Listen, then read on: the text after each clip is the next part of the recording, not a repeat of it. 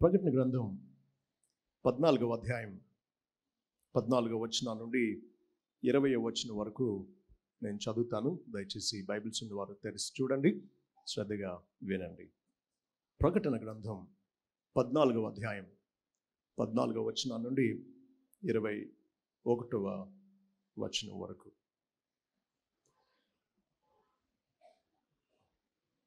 ప్రకటన 14 నుండి 21 వరకు. మరియు నేను చూడగా, ఇదిగో తెల్లని మేఘము కనబడెను. మనుష్య కుమారుని పోలిన ఒకడు ఆ మేఘం మీద ఆసీనుడై ఉండెను. ఆయన శిరస్సు మీద సువర్ణ కిరీటమును, చేతిలో వాడిగల కొడవలి ఉండెను. అప్పుడు మరి ఒక దూత దేవాలయంలో నుండి వెడలి వచ్చి, భూమి పైరు పండి ఉన్నది, కోతకాలము వచ్చినది, నీ కొడవలు పెట్టి కోయమని గొప్ప స్వరముతో ఆ మేఘం మీద ఆసీనుడైన వానితో చెప్పాను. మేఘం మీద ఆసీనుడై ఉన్నవాడు తన కొడవలి భూమి మీద వేయగా భూమి పైరు కోయబడెను. ఇంకొక దూత పరలోకమందున్న ఆలయంలో నుండి వెడలి వచ్చాను. ఇతని యొద్దను వాడిగల కొడవలి ఉండెను. మరొక దూత బలిపీఠం నుండి వెడలి వచ్చాను. ఇతడు అగ్ని మీద అధికారము నొందినవాడు. ఇతడు వాడి అయిన కొడవలి గల వానిని గొప్ప స్వరంతో పిలిచి, భూమి మీదనున్న ద్రాక్ష పండ్లు పరిపక్వమైనవి, వాడి అయిన నీ కొడవలి పెట్టి దాని గెలలు కోయమని చెప్పాను.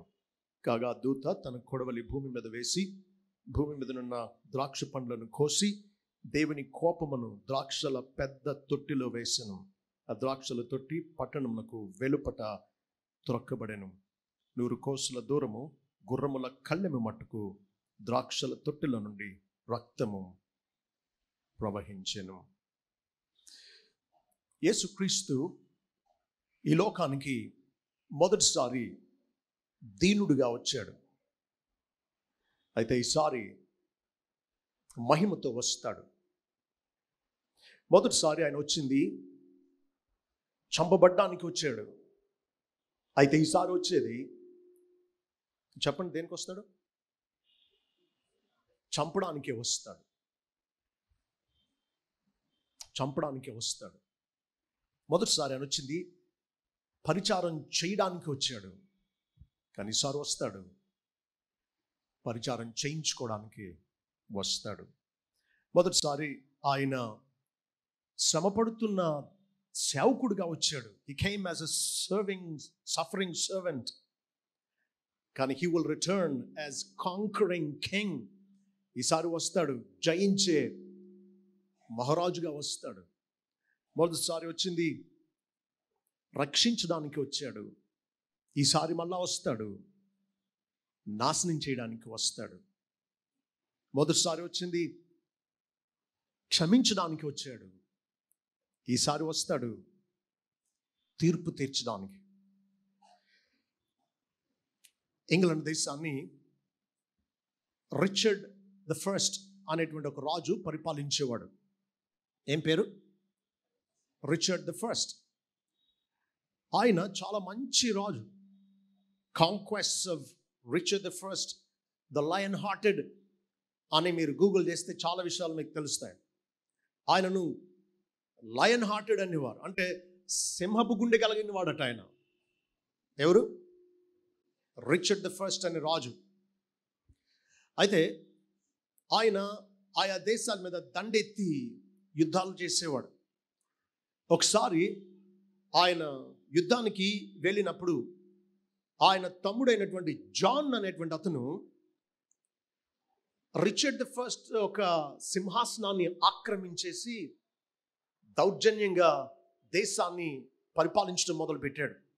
ప్రజలను చాలా హింసించాడు. కాబట్టి ప్రజలు అసలైన రాజు ఎప్పుడు వస్తాడా అని ఎదురు చూసేవారు, ప్రార్థనలు చేసేవారు.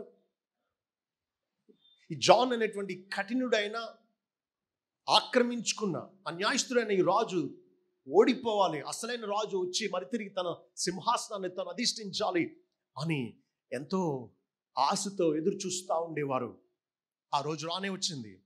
రిచర్డ్ ద ఫస్ట్ వచ్చేసాడు. తనకు సింహాసనం తనది కాబట్టి ధైర్యంతో నేరుగా సింహాసనం దగ్గరికి వెళ్ళిపోయాడు.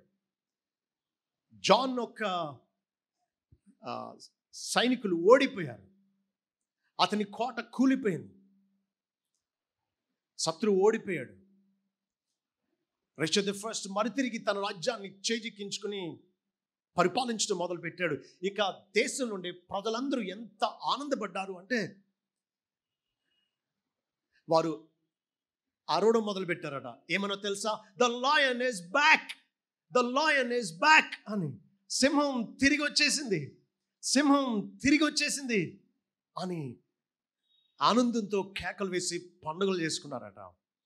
అవును, ఈ లోకం ప్రస్తుతం సైతాను లోకాధికారిగా పరిపాలిస్తూ ఉన్నాడు. యుగ సంబంధమైన దేవతగా, the God of this world అని ఉంది ఇంగ్లీష్లో. యుగానికి దేవతగా, ఈ లోకపు అధికారిగా శత్రు దేవుని రాజ్యాన్ని చేజెక్కించుకుని వాడు అక్రమంగా ఆక్రమించుకుని పరిపాలిస్తూ ఉన్నాడు. అయితే ఈ భూమి, ఈ ప్రపంచం, మానవులు అందరూ వాస్తవానికి ఎవరికి చెందినవారో, ఈ అధికారం అసలుకు ఎవరికి వర్తిస్తుందో ఆ రాజు వస్తాడు, శత్రువును మట్టి కరిపిస్తాడు, తన రాజ్యాన్ని మరి తిరిగి తను సొంతం చేసుకుంటాడు. తాను ఇక తరతరాలు యుగాలు మహారాజుగా పరిపాలిస్తాడు. ఇది భవిష్యత్తు. రిచర్డ్ కంటే గొప్ప రాజు రాబోతున్నాడు. రిచర్డ్ ఇంగ్లాండ్ దేశాన్ని స్వాధీనపరుచుకున్నాడు, కానీ ఈ రిచర్డ్ కంటే గొప్ప రాజు ప్రపంచమంతటిని స్వాధీనం చేసుకుంటాడు. ఈయన శత్రువులందరినీ ఓడించి తానే పరిపాలిస్తాడు. కాబట్టి ఎవరైతే ఆయన ప్రత్యక్షతను అపేక్షిస్తారో, 2 తిమోతి 4:8 ప్రకారం పౌలు అంటాడు కదా, నాకు మాత్రమే కాదు నీతి కిరీటం ఉంచబడింది. ప్రభు ఒక ప్రత్యక్షతను అపేక్షించే వారికి అంటాడు. ప్రభు ప్రత్యక్షత అంటే ఆయన ప్రత్యక్షమయ్యే, ఆయన కనబడే ఆయన రెండవ రాకడ. ఆ రెండవ రాకడను ఏం చేయాలట? అపేక్షించాలట. అపేక్షించడం అంటే ఏంటో తెలుసా మీకు? అపేక్షించడం అంటే ఏంటో తెలుసా? ఇంగ్లీష్లో బాగా అర్థమవుతుంది. Those who love his appearing అంటాడు. టు లవ్ హిస్ అపియరింగ్ అంటే ఆయన తిరిగి రావడాన్ని ప్రేమించడం, లేదా ఆయన రావాలి అని ఆశించడం, ఆయన రావాలని ప్రేమతో ఎదురు చూడడం. అలాంటి వారు ఆయన తిరిగి వచ్చినప్పుడు ఆయనతో పాటు రాజ్యాన్ని స్వతంత్రించుకుంటారు, రాజ్యంలో ఆయనతో పాటు పరిపాలిస్తారు. కాబట్టి నేను ఈ పూట, రాత్రి, రేపు మధ్యాహ్నం 3 వర్తమానాలు ప్రభు రాకడ గురించి, రాకడ సమయంలో, రాకడ తర్వాత జరగబోయే సంగతుల గురించి ప్రకటన గ్రంథం ఆధారంగా మీకు చాలా విషయాలు చెప్పాలని ఆశిస్తూ ఉన్నాను. ఈ క్రోనలాజికల్ సీక్వెన్స్ అంటాం, అంటే దేని తర్వాత ఏం జరుగుతుందో, ఈ యుగాంతమందు జరగబోయే సంఘటనల గురించిన ఒక బ్రాడ్ వ్యూ ఒకటి మీకు ఇవ్వనివ్వండి. తర్వాత వీలైనన్ని ఎక్కువ సంగతులు భవిష్యత్తు గురించి తెలుసుకోవడానికి దేవుని కృపను మనం కోరుకుందాం. ప్రకటన గ్రంథం దేవుడు మనకిచ్చింది భవిష్యత్తును గురించిన ఆయన ప్రణాళికను మనకు తెలియజేసి, దానికోసం విశ్వాసులను ఆనందంతో ప్రేమతో ఎదురు చూసేవారుగాను, భక్తిహీనులు ఆయన ఉగ్రతను గురించి తెలుసుకుని భయపడి పశ్చాత్తాపంతో విశ్వాసంతో క్రీస్తును ఆశ్రయిస్తారని ఈ ప్రకటన గ్రంథాన్ని దేవుడు వ్రాయించాడు. కాబట్టి మనలో, లేదా మీటింగ్స్కి వచ్చేటువంటి వారిలో రక్షింపబడిన వారు ప్రభు రాకడను అపేక్షించేవారుగా అవ్వాలి. ఇంకా ఇంకా ఇంకా ఇంకా అపేక్షించేవారుగా అవ్వాలి. మా సంఘంలో ఒక చిన్న పాప ఉంది. దాదాపు ఒక 8-10 సంవత్సరాల వయసులో తల్లి తనకు పరలోకాన్ని గురించి వివరిస్తూ ఉంటే ఆ చిన్న పాప అంటది, మమ్మీ మమ్మీ ఇప్పుడు వెళ్ళిపోదామా మమ్మీ పరలోకానికి, ఇప్పుడు వెళ్ళిపోదామా మమ్మీ అంటుంది. నిజమే, పరలోకాన్ని గురించిన సరి అయిన అవగాహన, పరలోకాన్ని గురించి దేవుడు తెలియజేసిన ఈ వాక్య సత్యాలు అర్థం చేసుకుంటే ఎప్పుడు వెళ్దామా అన్న అపేక్ష కలుగుతుంది. ప్రభు ఎప్పుడు వస్తాడా అని ప్రేమతో ఆశతో ఎదురు చూస్తాం. రోగంతో ఉన్నటువంటి వాళ్ళు ప్రభు వచ్చేస్తే బాగుండు అనుకునేది కాదు ప్రభు రాకడని అపేక్షించడం అంటే. కష్టాలు, శ్రమలు, అప్పులు ఎక్కువైపోయి ఈ బాధలకు విడుదల మార్గం కనబడక ఇక ప్రభు వచ్చేస్తే గొడవ వదిలిపోద్దనే భావంతో కాదు ప్రభు రాకడను గురించి ఎదురు చూడవలసింది. అపేక్షించాలి, ఆశించాలి. అందునిమిత్తం ఈ భవిష్యత్ విషయాల గురించి తెలుసుకోవడం మనకు ఉపయోగపడుతుంది. అదే సమయంలో ఇక్కడ ఇంకా మీటింగ్స్ వచ్చేటువంటి వాళ్ళు ఎవరైనా ప్రభువును యథార్థమైన రీతిలో రక్షించే విశ్వాసంతో నమ్మకపోయి ఉంటే ఇకనైనా ఆయనకు లొంగిపోగలరని, ఆయన పాదాలను ఆశ్రయించి దేవా నన్ను క్షమించు, నన్ను నీ బిడ్డగా అంగీకరించు అని ఆయనను నమ్మాలని ఈ మీటింగ్స్ అందుకొరకు దేవుడు ఆశీర్వదించాలని ఆశిస్తున్నాను. ఒక ప్రివ్యూ అంటే భవిష్యత్ గురించిన ఒక చిన్న అవగాహన పొందాలని ప్రయత్నిద్దాం. ఏం జరుగుతుంది భవిష్యత్తులో? దేవుడు ఇమ్మీడియట్ నెక్స్ట్ వెంటనే జరగబోయేది ఏంటి? ఆయన చేసే ప్రణాళికలో ఏది మనం ఇక జరగనయుంది అని ఎదురు చూడవలసింది అని అంటే, ప్రభు వస్తాడు, ఆయన సంఘాన్ని కొనిపోతాడు. దాన్ని ర్యాప్చర్ అంటాం, సంఘం ఎత్తబడుట అంటాం. ర్యాప్చర్ అనే పదం లేకపోయినప్పటికీ దాని భావం ఏంటంటే టు బి స్నాచ్డ్ అవే, కొనుపోబడ్డం, ఎత్తబడ్డం, కొనుపోబడ్డం అనే భావం ఉంది. ప్రభు వస్తాడు, ఆయన సంఘాన్ని కొనిపోతాడు, సంఘం ఎత్తబడుతుంది. భూమి మీద 7 సంవత్సరాలు శ్రమల కాలం సంభవిస్తుంది. ఆ టైంలోనే 7 ముద్రలు, 7 పాత్రలు, 7 బోరల ఉగ్రత భూమి మీద కుమ్మరింపబడుతుంది. ప్రభు మరి తిరిగి ఈ లోకం మీదకి, భూమి మీదకి వస్తాడు. భక్తిహీనులందరినీ మానవ అంతిమ యుద్ధంలో భక్తిహీనులందరినీ నశింపజేస్తాడు. 19వ అధ్యాయంలో ఆ విషయాలు మనం చూస్తాం. పక్షులకు గొప్ప విందు చేస్తాడు. మనుషులందరినీ, భక్తిహీనులందరినీ ఆయనకు వ్యతిరేకంగా తిరుగుబాటు చేసి సైతాన్తో కలిసి యుద్ధం చేసినటువంటి వారందరినీ అర్మగెద్దోను అనే యుద్ధంలో ఆయన నశింప చేస్తాడు. భూమిని కంపింపచేసి తాను భూమి మీద పరిపాలించడానికి భూమిని అనుకూలంగా చేసుకుంటాడు. He will renovate the earth.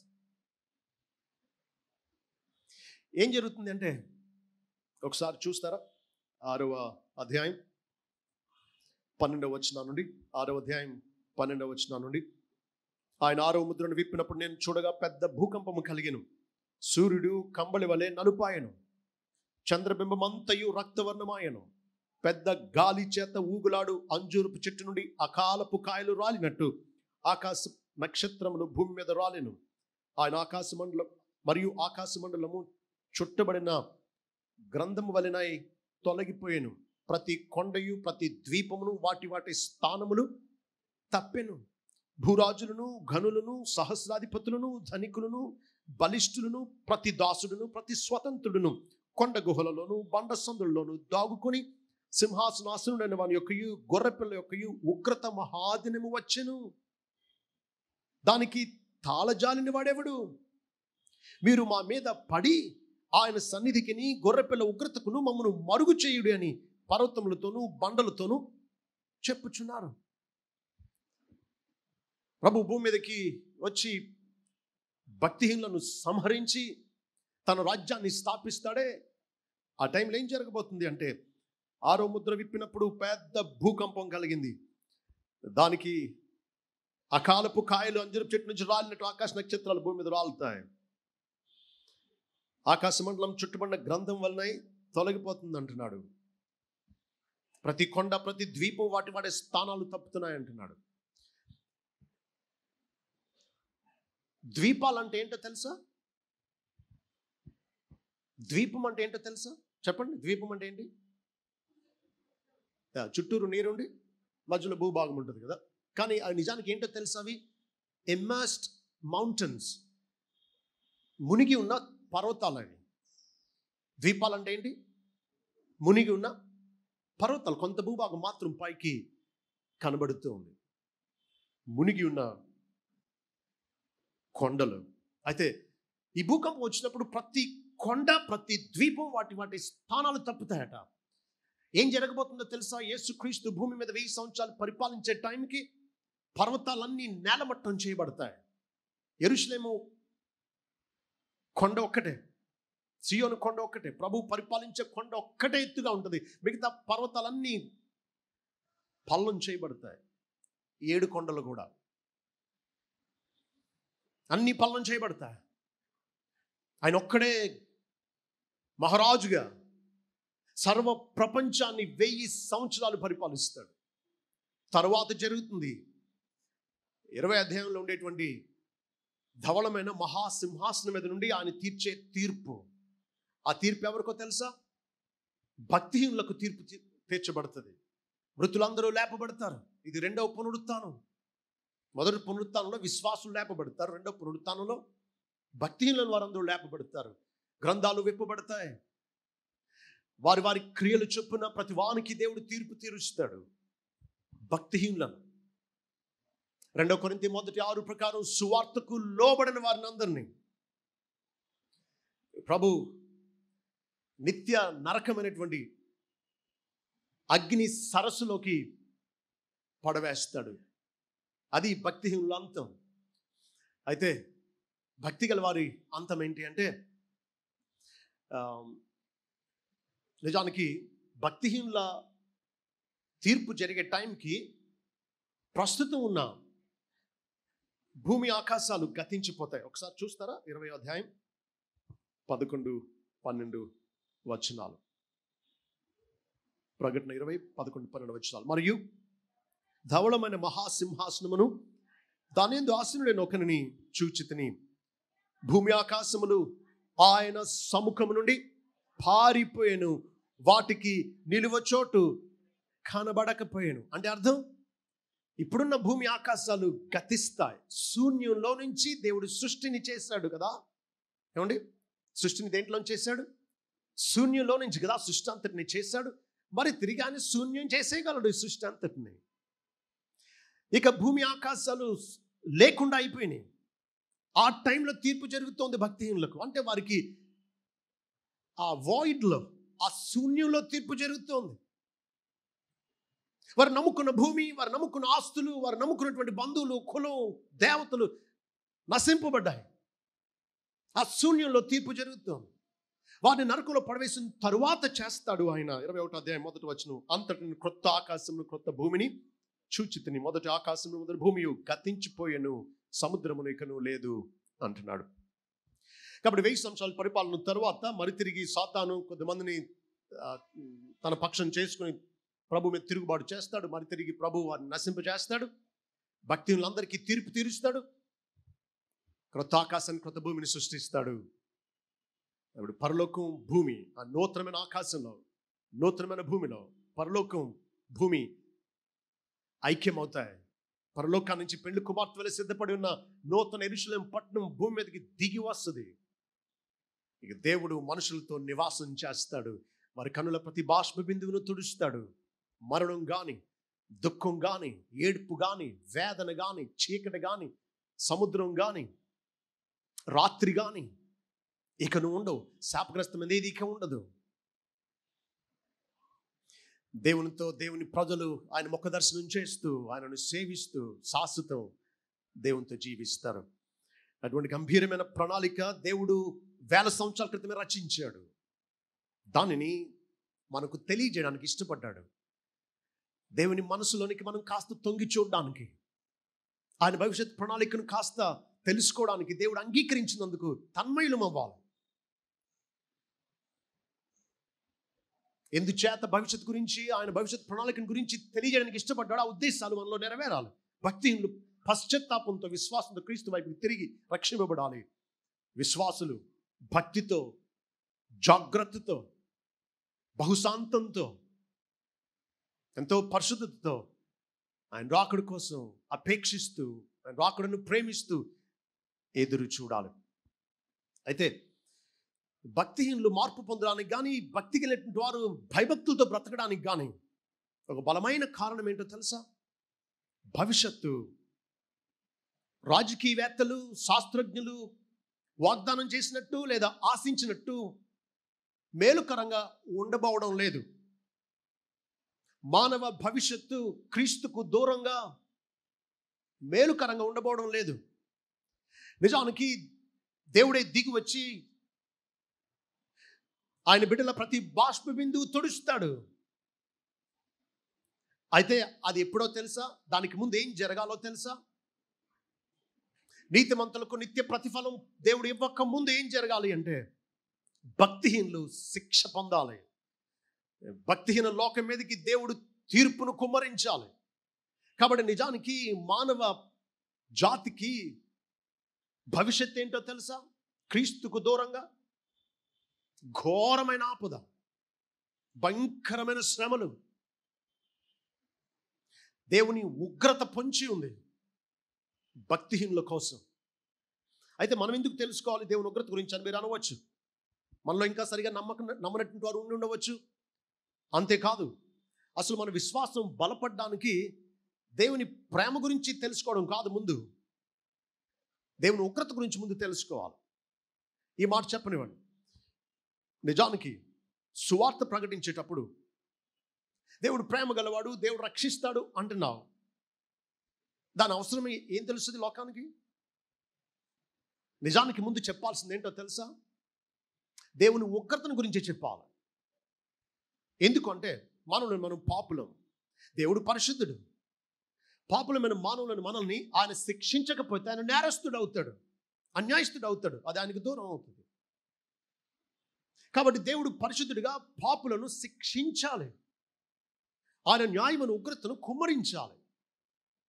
అయితే ఆశ్చర్యం ఏంటి అంటే, దేవుడు తన ఉగ్రత నుంచి తానే మనల్ని రక్షించడానికి సంకల్పించాడు. యేసు అంటే అర్థం రక్షకుడు. దేని నుంచి రక్షిస్తాడు? పాపం నుంచి రక్షించడం అంటే అర్థం ఏంటి? పాపం వల్ల ఏం కలుగుతుంది? శిక్ష ఎవరు విధిస్తున్నారు? అంటే పాపాన్ని బట్టి వచ్చే శిక్ష ఎవరు విధించేది? దేవుడు కదా. కాబట్టి యేసు అంటే రక్షకుడు అంటున్నాం. రక్షకుడు అంటే దేని నుంచి రక్షిస్తాడో తెలుసా? మొదటి తెస్సలోనికై 1:10 అంటాడు. తెస్సలోనికైలకు రాసిన మొదటి పత్రిక 1వ అధ్యాయం 10వ వచనం. యేసు క్రీస్తు మనం రక్షించేది పాపాల నుండే. అంటే అర్థం, పాపం వల్ల ఏమొస్తుంది, దేని నుంచి ఆయన రక్షిస్తున్నాడు అంటే, చూడండి 10:2 అంటున్నాడు, దేవుడు మృతుల నుండి లేపిన యేసు అనగా రాబోవు ఉగ్రత నుండి మనలను తప్పించుచున్న ఆయన కుమారుడైన యేసు అంటున్నాడు. యేసు అంటే ఎవరు? రాబోయే ఉగ్రత నుంచి మనలను తప్పించేవాడు, రక్షించేవాడు. కాబట్టి ఆర్సి స్ప్రౌల్ అనేటువంటి ఒక భక్తుడు ఈ మాట అన్నాడు. The paradox of all paradoxes is that God saves us from himself అని. ఆశ్చర్యకరమైన సంగతి ఏంటంటే, దేవుడు మనల్ని రక్షించేది తన నుంచేనట. మరొక రకంగా చెప్పుకోవాలంటే, దేవుడు ఆగ్రహంతో ఊగిపోతూ ఉన్నాడు పాపుల మీద. అదే విషయాన్ని చూస్తాం రోమా 1:18. దుర్నీతి చేత సత్యమును అడ్డగించు భక్తిహీనుల మీద దేవుని కోపం పరలోకం నుంచి బయలుపరచబడుచున్నది అని. అంటే దేవుడు ఊగిపోతున్నంత ఆగ్రహంతో ఉన్నాడు పాపుల మీద. జోనథన్ ఎడ్వర్డ్స్ అనే భక్తుడు ఒక ప్రసంగం చేశాడు. ఆ ప్రసంగం శీర్షిక ఏంటి అంటే, sinners in the hands of an angry God అని. ఉగ్రుడైన దేవుని చేతిలో ఉన్న పాపులు అని. అవును, దేవుడు న్యాయంగా పాపంపై ఆగ్రహాన్ని వ్యక్తపరుస్తూ ఉన్నాడు.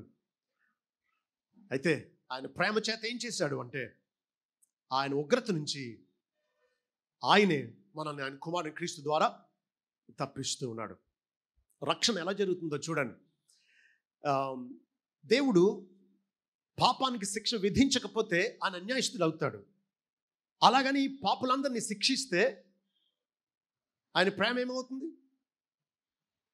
కాబట్టి దేవుడు ఏం చేశాడో తెలుసా? మానవులందరి మీదకి రావాల్సిన ఉగ్రతను తన కుమారుని మీద మోపి న్యాయాన్ని సంపూర్ణంగా నెరవేర్చి ఆయన కుమారుని విశ్వాసం ఉంచే వారందరినీ ఇప్పుడు క్షమించడానికి తన కృపను ఆయన అందుబాటులోనికి తెచ్చాడు.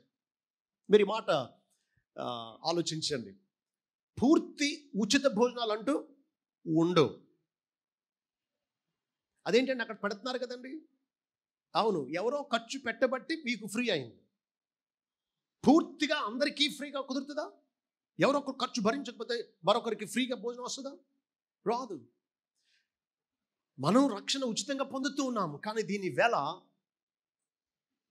దేవుడు తన కుమారుని క్రీస్తు మీద మోపడం జరిగింది. అదే చూస్తాం రోమా 8:3 ధర్మశాస్త్రం దేన్ని చేయజాలకపోయినో దేవుడు దాన్ని చేసెను. దేవుడు తన సొంత కుమారుని పాప శరీరాకారంతో పంపి పాపమునకు ఆయన శరీరం మీద శిక్ష విధించెను అంటాడు.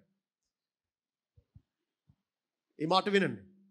అప్పు ఎక్కడికి పోదు తీరిస్తే తప్ప. అప్పు ఎక్కడికి పోదు తీరిస్తే తప్ప. మీరు కానీ మీరు పక్షంగా మరొకరు కానీ ఏం చేయాలి? తీరిస్తే తప్ప అది ఎక్కడికి పోదు, పెరుగుతూ పోతుంది అంతే. అలాగే దోషం ఎక్కడికి పోదు, దానికి శిక్ష విధింపబడితే తప్ప. కాబట్టి మానవులు అందరూ చేసిన దోషం అంతటిని దేవుడు శిక్షించవలసిందే. పాల్ వాషర్ అనే భక్తుడు అంటాడు, పాపుల కట దేవుని దగ్గర ఉండే ఒక పెద్ద సమస్య ఏంటంటే దేవుడు మంచివాడు. అదే పాపులకు పెద్ద సమస్య. అదేంటంటే దేవుడు మంచివాడైతే పాపులకు సమస్య ఏంటని మీరు అనవచ్చు. ఆయన ఒక చిన్న ఉదాహరణ చెప్తారు. చూడండి,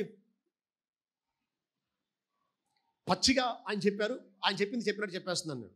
మీరు నన్ను అపార్థం చేసుకోలేదు, నా ఉదాహరణ కాదు. ఎంత పచ్చిగా చెప్తారంటే ఆయన అర్థం చేసుకుంటారని. ఎవరైనా నీ భార్యను మీ ఇంటికి వచ్చి చెరిపేసి చంపేశారనుకో, అలాంటి వాడిని పోలీసులు పట్టుకుని కోర్టులో నిలబెట్టారు. వాదోపవాదాలు, సాక్ష్యాధారాలు ఇవన్నీ చూసిన తర్వాత జడ్జి గారు అన్నాడు, నువ్వు దోషివే, కానీ నేను చాలా జాలి గలవాణ్ణి, వదిలేస్తున్నానులే అన్నాడు అనుకో.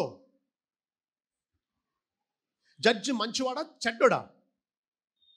దుర్మార్గుడు పక్షంగా శిక్షించడానికి బదులు పోనీలను వదిలేసేవాడు వాడికంటే దుర్మార్గుడై ఉండాలి. జడ్జి మంచివాడై ఉంటే, జడ్జి న్యాయవంతుడై ఉంటే ఏం చేస్తాడు?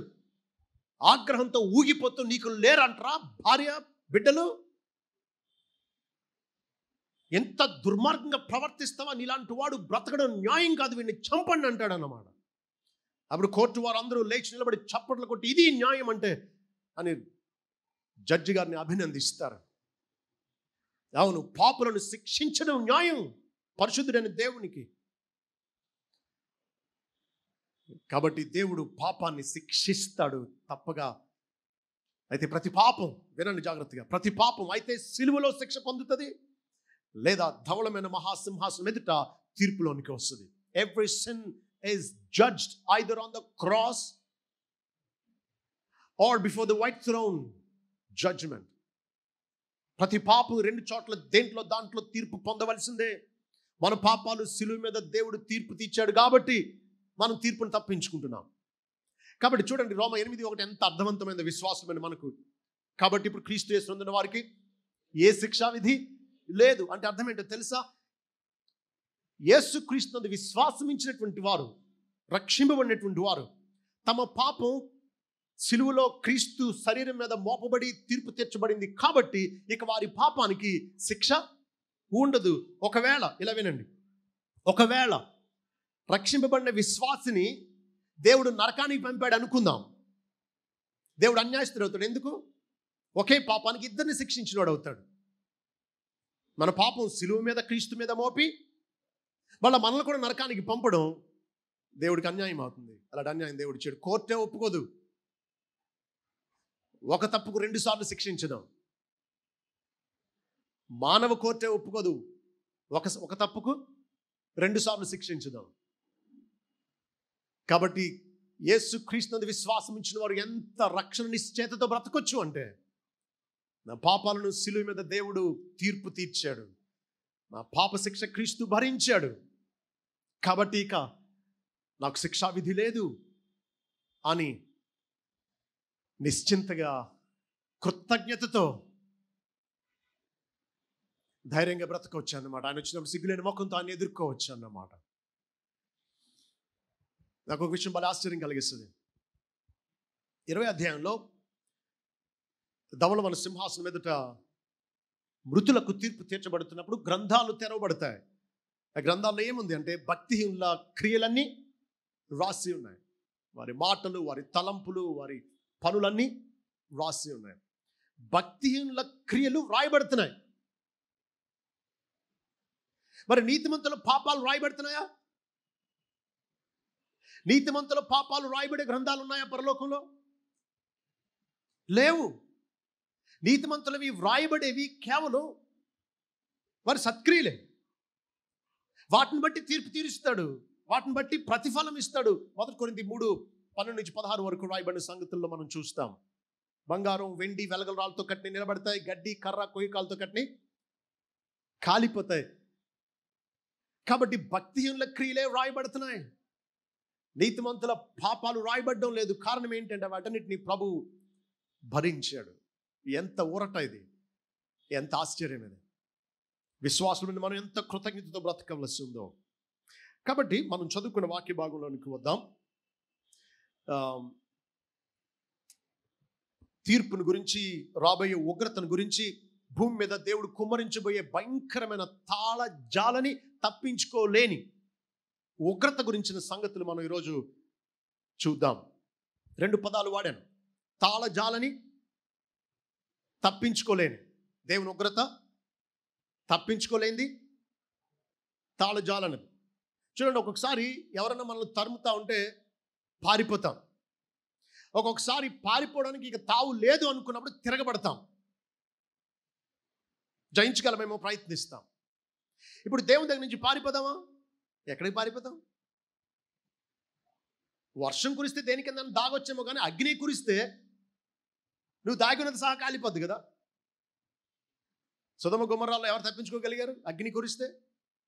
కాబట్టి దేవుని ఉగ్రత నుంచి ఎవరు తప్పించుకోలేము. పోనీ నిలబడి తట్టుకుందామా అంటే ఆయన ఉగ్రతను ఎవరు తట్టుకోలేం. 90 కీర్తనలో అంటాడు మోషే వ్రాస్తూ, నీ ఆగ్రహ బలం ఎంతో ఎవరికి తెలియను అంటాడు. నీ ఆగ్రహ బలం ఎంతో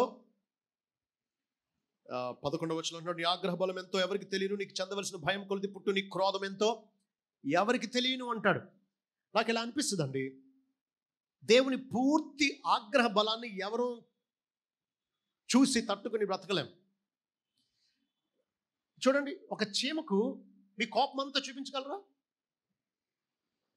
ఒక చీమకు మీ ఆగ్రహం అంతా చూపించగలరా?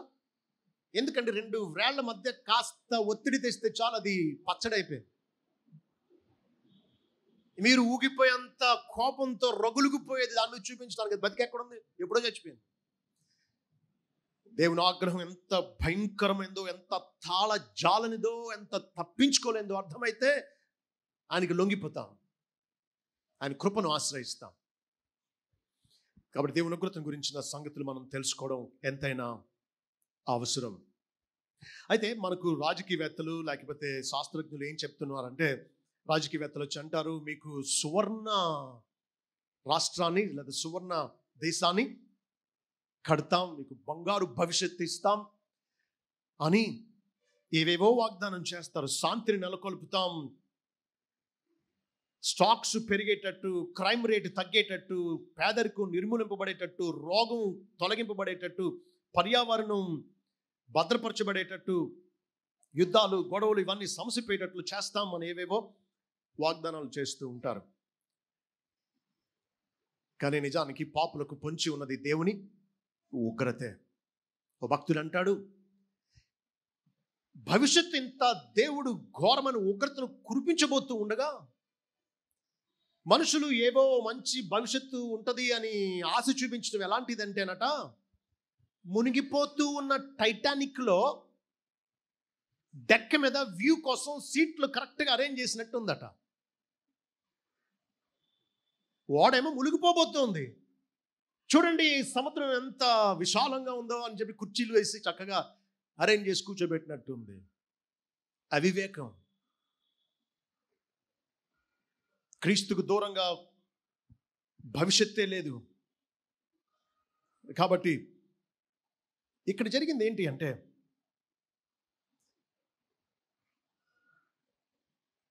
పద్నాలుగు నుంచి మరొకసారి కొన్ని విషయాలు చదువుకుందాం. మరియు నేను చూడగా ఇదిగో తెల్లని మేఘము కనబడెను, మనుష్య కుమారుని పోలిన ఒకడు ఆ మేఘం మీద ఆసీనుడై ఉండెను. ఆయన శిరస్సు మీద సువర్ణ కిరీటమును, చేతిలో వాడిగల కొడవలి ఉండెను. అప్పుడు మరి ఒక దూత దేవాలయంలో నుండి వెడలి వచ్చి, భూమి పైరు పండి ఉన్నది, భూమి పైరు పండి ఉన్నది, కోతకాలము వచ్చినది, నీ కొడవలు పెట్టి కోయమని గొప్ప స్వరముతో ఆ మేఘం మీద ఆసనుడైన వానితో చెప్పాను. మేఘం మీద ఆసనుడైన వాడు ఆ కొడవలి భూమి మీద వేయగా భూమి పైరు కోయబడేను అంటున్నాడు. చూడండి, మనం చాలాసార్లు అనుకుంటాం, ఏంటి దుర్మార్గులు ఎంత అభివృద్ధిలోకి వస్తున్నారు, పాపం చేసేవాళ్ళు, అక్రమం చేసేవాళ్ళు ఇంకా బాగానే బ్రతుకుతున్నారే, దేవుడు చూడలేదా, వీళ్ళకి తీర్పు రాదా, న్యాయం జరగదా అనుకుంటూ ఉంటాం. న్యాయం జరగడానికి పంట పండాలి, టైం రావాలి. మరి కాయ రాలిపోవడానికి ఏమవ్వాలి, అది ముగ్గిపోవాలి. ఇక అప్పుడు అది అక్కడ ఆగదు, ఇంకా ఆలస్యం ఉండదు, రాలిపోద్ది అన్నమాట. కాబట్టి దేవుడు తీర్పు తీర్చడానికి లోక పాపం పండుతూ ఉంది. చూస్తాడు చూస్తాడు చూస్తాడు, సమయం వచ్చినప్పుడు లోకానికి తీర్పు తీరుస్తాడు. నేను ఇంతకుముందు వచ్చినప్పుడు చెప్పినట్టున్నాను, దేవుడు దీర్ఘశాంతం గలవాడే కానీ శాశ్వత శాంతం గలవాడు కాడు.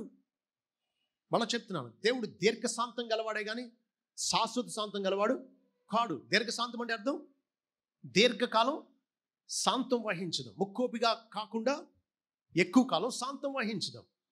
అయితే ఆయన శాశ్వతంగా శాంతం సహిస్తాడా? లేదు. అందుకే ఒక ఉదాహరణ మనం చూడవలసి ఉంది. ఎలాస్టిక్ ఏమవుద్ది? సాగుతుంది. ఎలాస్టిక్ ఏమవుద్ది? సాగుతుంది. సాగుతుంది కదా అని మీరు సాగదీసుకుంటూ పోయారనుకోండి, ఏమవుద్ది చెప్పండి? తెగిపోద్ది, టాప్ మంది తెగిపోద్ది. దేవుని అనుగ్రహ ఐశ్వర్యం నిన్ను మారు మనసు పొందడానికి ప్రేరేపిస్తుందన్న సంగతి నువ్వు గ్రహించక ఆయన ఓర్చుకుంటున్నాడులే, పాపానికి వెనువెంటనే శిక్ష రావట్లేదులే, ఇలాగే రోజులు గడిచిపోతాయని నువ్వు అలాగే ఆయన అనుగ్రహ ఐశ్వర్యాన్ని నువ్వు తృణీకరిస్తూ ఉంటే ఆయన కృపా సమయం పూర్తవుతుంది, ఉగ్రత ప్రారంభమవుతుంది. ఇక అప్పుడు నువ్వు తప్పించుకోలేవు, తట్టుకోలేవు. అవును, భూమి పైరు పండి ఉన్నది, కోతకాలం వచ్చినది, నీ కొడవలు పెట్టి కోయమని గొప్ప స్వరముతో భూమి మీద ఆ మేఘం మీద ఆసనుడైన వానితో చెప్పాడు. కాబట్టి టైం వస్తుంది, దేవుడు ఈ పాపానికి శిక్ష, తీర్పు విధిస్తాడు. 14 నుంచి 16 వరకు ఒక పోలిక, 15 నుంచి 20 వరకు మరొక పోలిక చూస్తాం. లోకం మీదకి రాబోయే తీర్పు గురించి ప్రభు ఎలా పోలుస్తున్నాడు అంటే, గోధుమలు చక్కగా తయారైపోతే పంట కోసేస్తారే, అది ఒక పోలిక. రెండవది 18వ వచనంలో అంటున్నాడు, భూమి మీద ఉన్న ద్రాక్ష పండ్లు పరిపక్వమైనవి, వాడి అని నీ కొడవలు పెట్టి దాని గెలలు కోయమని చెప్పాను. ద్రాక్ష పండ్లు పరిపక్వమైనప్పుడు జ్యూస్తో బాగా తయారైపోయినాయి.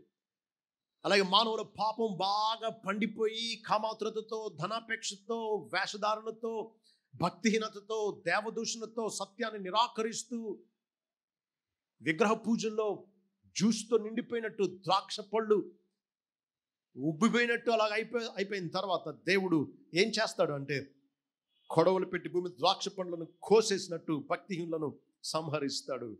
దేవుని కోపం అనే ద్రాక్షల పెద్ద తొట్టిలో ఆ ద్రాక్షలు వేసి పట్నం వెలుపట ఆ ద్రాక్షల తొట్టిని త్రొక్కి రసం తీస్తాడన్నమాట. ఆ రీతిగా భక్తిహీనులను చంపి వారి రక్తం ప్రవహించేటట్లు దేవుడు చేయబోతూ ఉన్నాడు. కాబట్టి 2 పోలికలు మనం చూస్తున్నాం దేవుని తీర్పుని గురించి, రాబోయే దేవుని తీర్పుని గురించి. మొదటిది పైరు పండిపోయినప్పుడు కోయడం గురించి చూస్తున్నాం. రెండవది ద్రాక్ష గెలలను కోసేసి ద్రాక్షల తొట్టిలో తొక్కి రసం తీయడం చూస్తున్నాం. ఇవి పండిన తర్వాత చేస్తారు. అలాగే లోకానికి దేవుడు నిర్ణయించిన సమయంలో లోక పాపం పండిన తర్వాత దేవుడు ఈ లోకానికి ఈ రీతిగా తీర్పు తీరుస్తాడు. చూడండి మొదటి దృశ్యం 14 వచనం. ఇదిగో నేను చూడగా తెల్లని గుర్రం ఒకటి, తెల్లని మేఘము కనబడను, మనుష్య కుమారుని పోలిన ఒకడు ఆ మేఘం మీద ఆసీనుడై ఉండెను. ఈ తెల్లని మేఘం ప్రభు యొక్క మహిమను సూచిస్తూ ఉంది. Brilliant white cloud, his glory and majesty. మనిషి కుమారుడుగా ఉన్నటువంటి వాడు యేసుక్రీస్తు. ఆయన శిరస్సు మీద సువర్ణ కిరీటం ఉంది. ఈ సువర్ణ కిరీటం రాజులు ధరించే కిరీటం కాదట. అక్కడ వాడబడిన పదాన్ని బట్టి ఇది యుద్ధంలో కానీ ఆటల పోటీల్లో కానీ నెగ్గినటువంటి వారు ధరించే కిరీటం ఇది. యేసుక్రీస్తు జయిస్తాడు కాబట్టి ఆయన జయశాలి యొక్క, జయించేవాని యొక్క కిరీటాన్ని ఆయన ధరిస్తాడు. ఆయన చేతిలో ఏముంది? చేతిలో వాడిగల ఖడ్గం ఉంది. ఏముంది? వాడిగల ఖడ్గం ఉంది కాదు, వాడిగల కొడవలి ఉంది. కొడవలి ఉంది. కొడవలి అంటే ఏంటి చెప్పండి?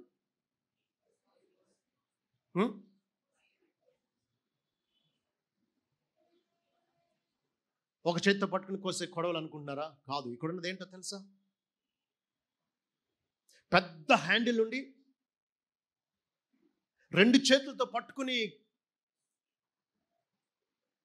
గోధుమల చేలను మొదలకి ఇలా నరికేదన్నమాట. వాడిగల కొడవలి పట్టుకున్న, తెల్లని మేఘం ఆవరించి ఉన్న, జయించిన వారి కిరీటం ధరించిన ఈయన చేతిలో ఉన్న ఈ కొడవలతో భూమి పైరు, పండిన పైరును కోసేయబోతూ ఉన్నాడు. ఎవరు తప్పించుకోలేరు. ఇక్కడ భీకరమైన దృశ్యం మీరు చూడాలి. యేసుక్రీస్తు అంటే సాధారణంగా మనం ఏం చూస్తామంటే గొర్రెలతో ఆయన ఉన్నట్టు, పిల్లలను ఎత్తుకున్నట్టు, శిష్యులతో భోజనం చేస్తున్నట్టు, శిలువ మీద వేలాడుతున్నట్టు దృశ్యాలు చూస్తారు. కానీ ఈ పెద్ద కొడవలి ధరించి పాపులైన మానవులను పైరు కోసినట్టు కోసేసేటువంటి ఈ తీర్పరని చూడాలి మనం. మరొక దృశ్యం ఎంత గంభీరమైంది అంటే ద్రాక్ష పండ్లు పరిపక్వమైపోయినాయి, ముదిరిపోయినాయి, ఒక రకంగా పాడైపోయినట్టుగా ఉన్నాయి. ఇక వాటిని కోసేయాలి.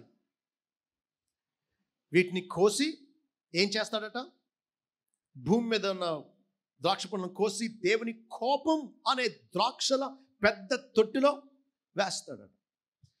ఇశ్రాయేలులకు ఈ గోధుమలన్నా లేకపోతే ద్రాక్షలన్నా వారి మెయిన్ పంట. కాబట్టి ద్రాక్షలను తయారైపోయిన తర్వాత కోసేసి ఏం చేస్తారంటే 2 రాతి బేసిన్స్ ఉంటాయి, రాతితో చెక్కిన పెద్ద కుండీ లాంటివి. ఒకటి కొంచెం ఎత్తుగా ఉంటుంది, మరొకటి దానికి క్రిందగా ఉంటుంది. దీంట్లో ఈ తొక్కినప్పుడు వచ్చిన రసం పైపులో నుంచి కింద దాంట్లో పడుతుంది అన్నమాట. పై దాంట్లో ద్రాక్షలు వేసి తొక్కుతారు, కింద దాంట్లో ద్రాక్షల రసం పోగు చేస్తారన్నమాట. ద్రాక్షలు తొక్కుతా ఉంటే వస్త్రాల మీద ఆ ద్రాక్ష రసం చిమ్ముతుంది. కాబట్టి త్రొక్కేవాడి దృశ్యం ఎలా ఉంటుందో తెలుసా? వస్త్రం అంతా రక్తం చెందినట్టు ఉంటుంది అన్నమాట. యేసుక్రీస్తుని ఎగ్జాక్ట్లీ ఇదే రూపంలో మనం చూస్తాం ఆయన తీర్పు తీరుస్తున్నప్పుడు. చూడండి 19వ అధ్యాయం, ప్రకటన గ్రంథం 19వ అధ్యాయం 11 నుంచి చదువుతాను. చూడండి, ప్రకటన 19:11 నుండి. మరియు పరలోకము తెరుబడినట్టు చూచితిని, అప్పుడు ఇదిగో తెల్లని గుర్రం ఒకటి కనబడెను. దాని మీద కూర్చుండి ఉన్నవాడు నమ్మకమైన వాడును సత్యవంతుడును అను నామము గలవాడు. ఆయన నీతిని బట్టి విమర్శ చేయొచ్చు, యుద్ధము జరిగించుచున్నాడు. ఎవరైనా 6వ అధ్యాయం మొదటి 3 వచనాల్లో తెల్ల గుర్రం మీద ఉన్నటువంటి వాడేమో క్రీస్తు విరోధి అనుచరుడు, నకిలీ శాంతిని వాగ్దానం చేసేవాడు. కానీ ఇక్కడ తెల్లని గుర్రం మీద ఉన్నటువంటి వాడు యేసుక్రీస్తు. ఎందుకు? ఆయన పేర్లేంటి? నమ్మకమైన వాడు, సత్యవంతుడు, నీతిని బట్టి విమర్శ చేసేవాడు, యుద్ధం చేసేటువంటి వాడు. ఆయన నేత్రాలు అగ్ని జ్వాల వంటివి. మొదటి అధ్యాయంలో ఆయన గురించిన వివరణ దీనికి సరిపోతూ ఉంది. లేజర్ బీమ్ లాంటి అగ్ని జ్వాల లాంటి నేత్రాలు కలిగిన వాడు. ఆయన నేత్రాలకు, ఆయన దృష్టికి మరుగైంది ఏది ఉండదు అనమాట. All searching vision of God, సమస్తాన్ని పరిశీలనగా చూడగలిగిన నేత్రాలు. ఆయన శిరస్సు మీద అనేక కిరీటాలు ఉన్నాయి. సాధారణంగా రాజుకు ఒక కిరీటం ఉంటుంది, కానీ ఈయన శిరస్సు మీద అనేక కిరీటాలు ఉన్నాయి. కారణం ఏంటి? ఈయన రాజులకే రాజు, ప్రభువులకే ప్రభు, దేవతలను బడిన వారికే దేవుడు. ఈయన భూపతులకు అధిపతి, మహారాజు ఈయన. కాబట్టి ఈయన శిరస్సు మీద అనేక కిరీటాలు ఉన్నాయి. వ్రాయబడిన ఒక నామం ఆయనకు కలదు, అది ఆయనకే కానీ మరి ఎవరికి తెలియదు. ఆయన గురించి నీకు అప్పుడే పూర్తిగా తెలియలేదు. ఆయన మన జ్ఞానానికి మించినటువంటి వాడు యేసుక్రీస్తు. ఇప్పుడు చూడండి, రక్తములో ముంచబడిన వస్త్రం ఆయన ధరించుకొని ఉండెను. ఈ వస్త్రం ఎవరిది? కాదు, ఈ రక్తం ఎవరిది? యేసుక్రీస్తు ధరించిన వస్త్రం రక్తంలో ముంచబడిన వస్త్రం అట. ఈ రక్తం ఎవరిది?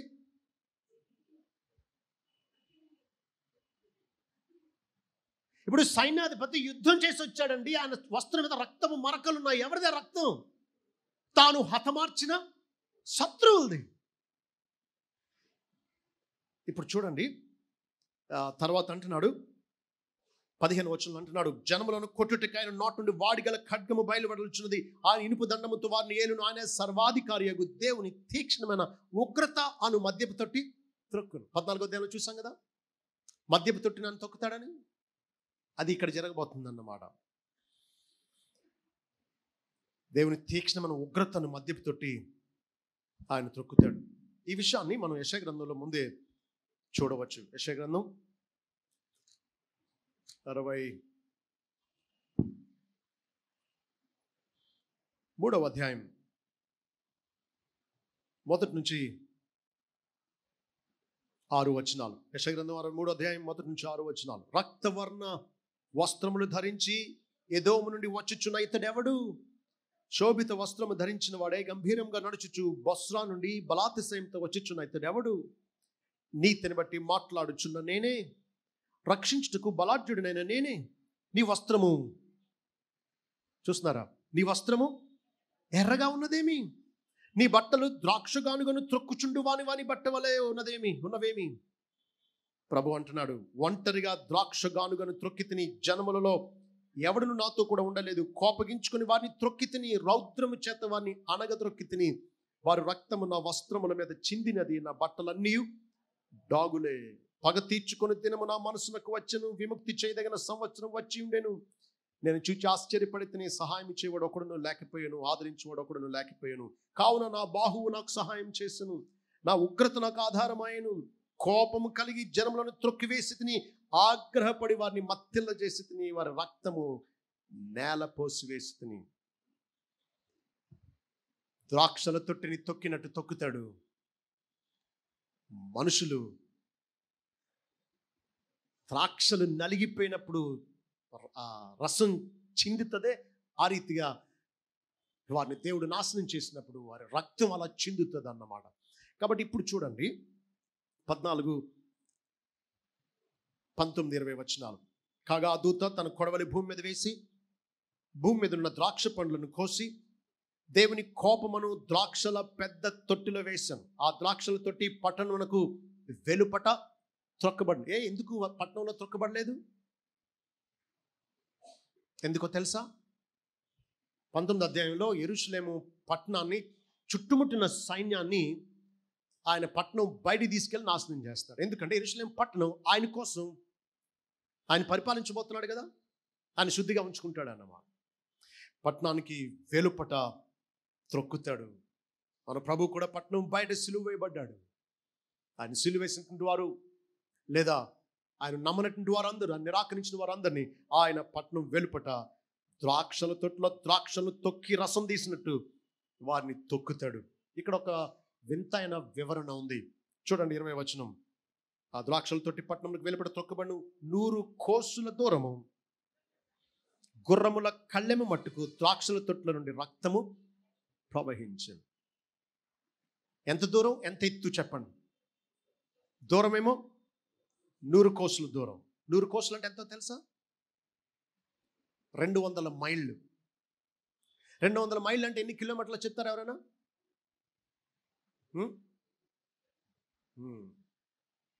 ఒక మైలు 1.6 కిలోమీటర్స్. 200 మైళ్ళు అంటే 3000 కాదు, 320 కిలోమీటర్లు.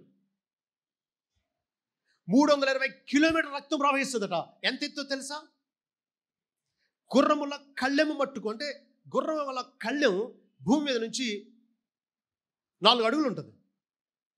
ఊహించండి ఒక్కసారి దేవుడిచ్చే వివరణ. భక్తిహీనులను ఎంత ఘోరంగా సంహరించబోతున్నాడు అంటే, వారి రక్తాన్ని ద్రాక్షల తొట్టిలో ద్రాక్షలు తొక్కి రసం తీసినట్టు ఈ భక్తిహీనులను సంహరించి ఆయన వారి రక్తం 320 కిలోమీటర్లు ప్రవహించినట్టు చేస్తాడట. గుర్రాల కళ్ళెం మట్టుకంటే 4 అడుగుల ఎత్తులో. అంటే ఒక ప్రవాహంలో వారి రక్తం కలిస్తే ఎక్కడి వరకు కనబడుతుంది? 320 కిలోమీటర్ల వరకు మీకు ఆ రక్తపు ఆనవాళ్ళు దొరుకుతాయన్నమాట. అది ఎక్కడ జరగబోతుందో చూడండి. 19వ అధ్యాయం ఇప్పుడు చూడండి, 17 నుంచి 21 వరకు నేనే చదువుతాను చూడండి, మైక్లో ఈజీగా ఉంటుంది.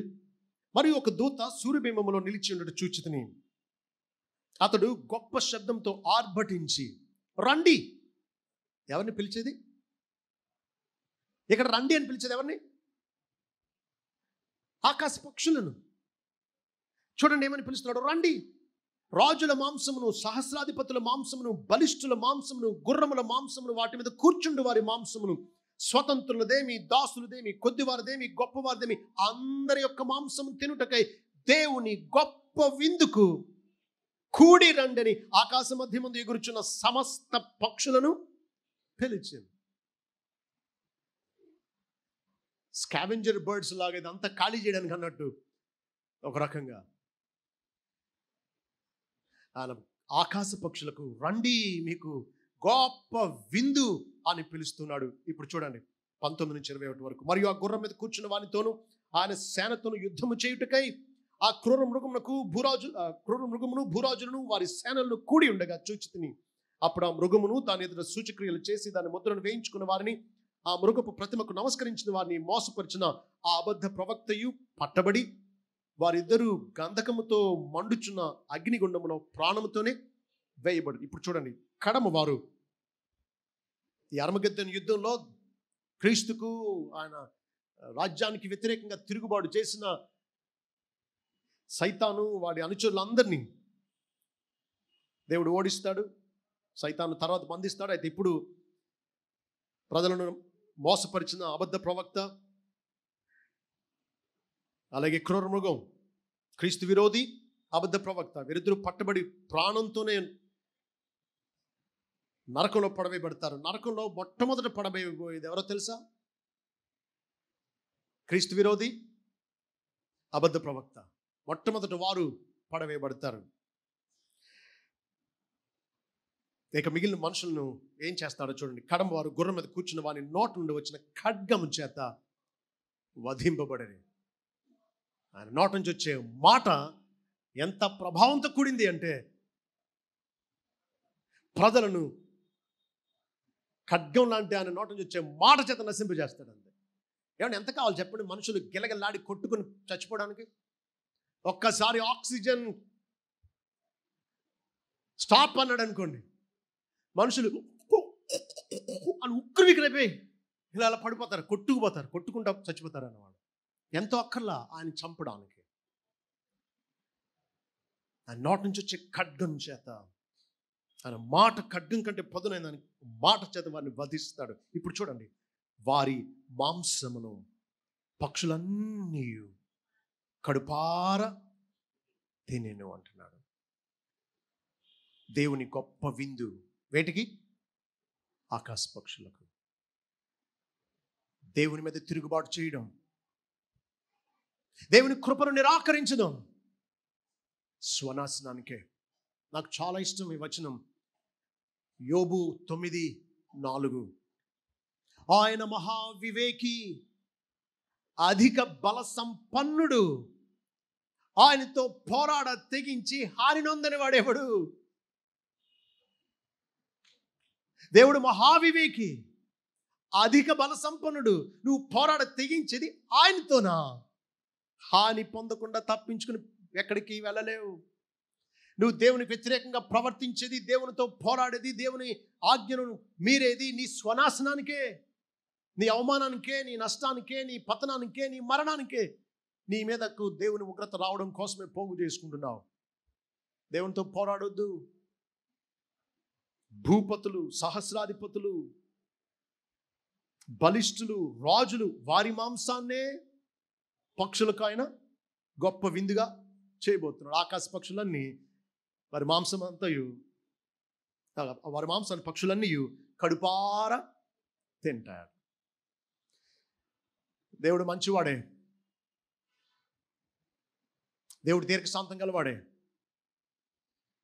అయితే మంచితనాన్ని బట్టి, ఆ దీర్ఘశాంతాన్ని బట్టి యేసుక్రీస్తులో రక్షింపబడ్డానికి ఎంత గొప్ప అవకాశం ఇచ్చాడు, ఎంత గొప్ప అవకాశం ఇచ్చాడు. నువ్వు దాన్ని నిరాకరిస్తే మిగిలేది ఉగ్రతే, తీర్పే, నిత్యనాశనమే, అగ్ని గంధకాలతో మండే గుండమే. పాతాళం మానవులు తాత్కాలికంగా శిక్ష పొందే స్థలం. పాతాళం మానవులు తాత్కాలికంగా శిక్ష పొందే స్థలం. అందుకే 20:13 మనం చూస్తాం, సముద్రము తనలో మృతులను అప్పగించను, మరణమును పాతాళ లోకమును వాటి వశమున మృతులను అప్పగించను, వారిలో ప్రతివాడు తన క్రియలు చొప్పున తీర్పు పొందాను. కాబట్టి పాతాళం ఖాళీ అవుతుంది, భక్తులందరికీ తీర్పు తీరుస్తాడు. ఇక ఎక్కడికి తీసుకెళ్తాడు? ఎక్కడ పడేస్తాడు? మరణమును మృతుల లోకమును అగ్నిగుండంలో పడవేయబడును, అగ్నిగుండము రెండవ మరణము అంటున్నాడు. అగ్నిగుండం లేదా అగ్ని సరస్సు అనొచ్చు. లేక్ ఆఫ్ ఫైర్, లేక్ అంటే సరస్సు, లేక్ ఆఫ్ ఫైర్ అంటే అగ్ని సరస్సు. ఇది దాంట్లో పడేస్తాడు. ఇది శాశ్వతమైన శిక్షాస్థలం. దేవుని ఉగ్రతను తప్పించుకోలేం, దేవుని ఉగ్రతకు తాళలేం. దేవుడు ఇంత ఘోరమైన తీర్పులు 7 ఏండ్ల శ్రమకాలంలో కుమ్మరిస్తూ ఉన్నా ప్రజలు స్పందించలేదని ఎంతో బాధతో రాసినట్టుగా ఉంది. ఒకసారి చూడండి, 9వ అధ్యాయం 20-21 వచనాలు. 9వ అధ్యాయం 20-21 వచనాలు.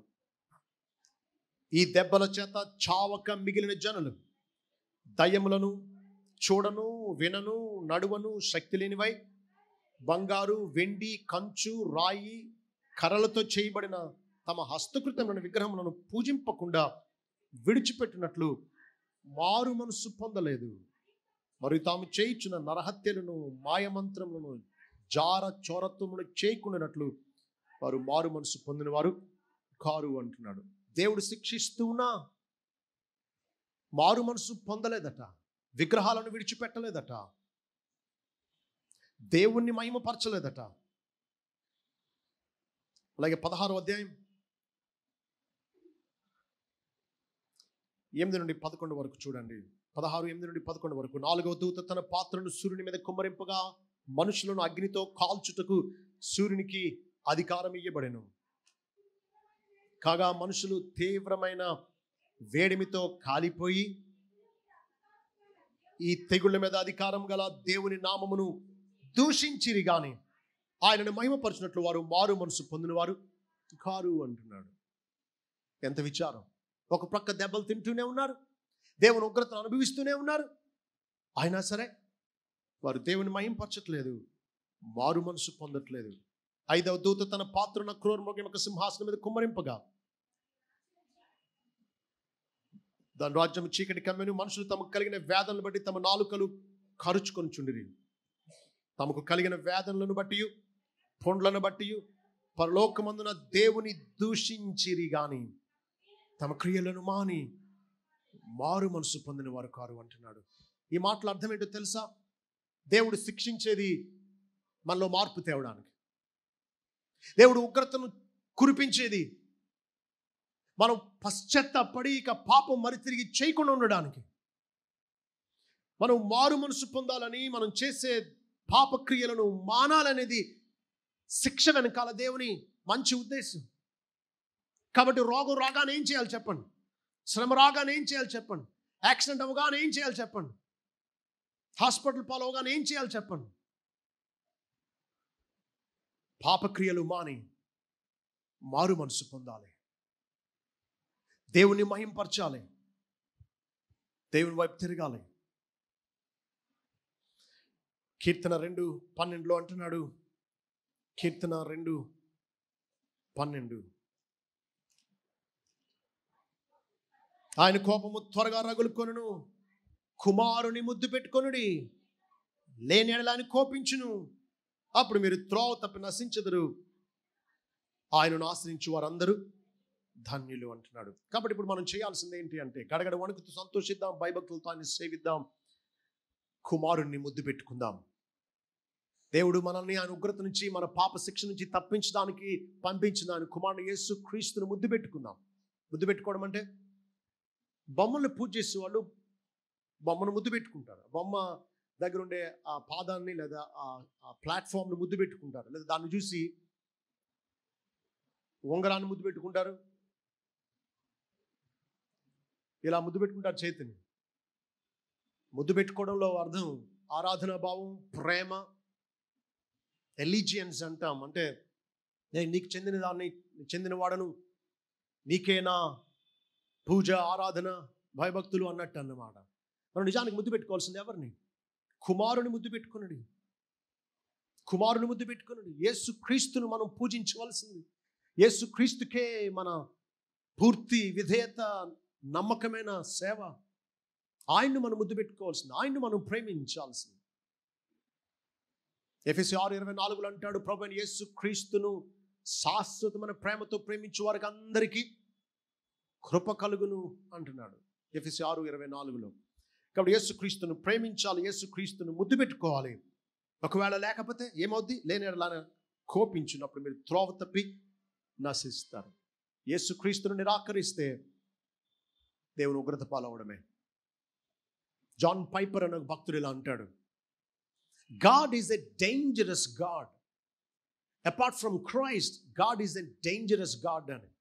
దేవుడు అపాయకరమైన వాడు. క్రీస్తుకు దూరంగా దేవుడు అపాయకరమైన వాడు. If you don't have the covering of Christ,